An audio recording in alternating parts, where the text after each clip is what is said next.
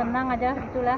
Senang aja Bu ya. Pasca 28 hari bencana, pasukan gas LPG 3 kg sudah masuk di Aceh Tengah dan hari ini didistribusikan ada di 11 titik Kabupaten Aceh Tengah, di mana diantaranya itu ada 4 titik di Kecamatan Bebesen, kemudian 3 titik di Kecamatan Lutawar, kemudian 2 titik di Kecamatan Pegasing, kemudian ada Kecamatan Bies, Kecamatan Kebayakan, dan Kecamatan Siring Nara.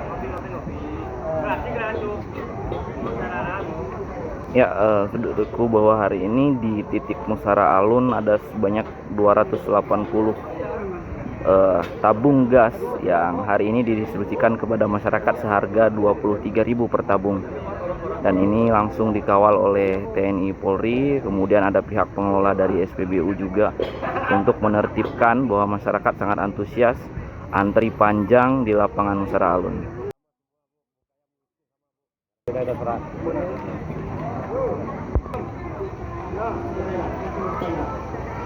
Gimana perasaannya dapat gas hari ini, Bu? Senang lah.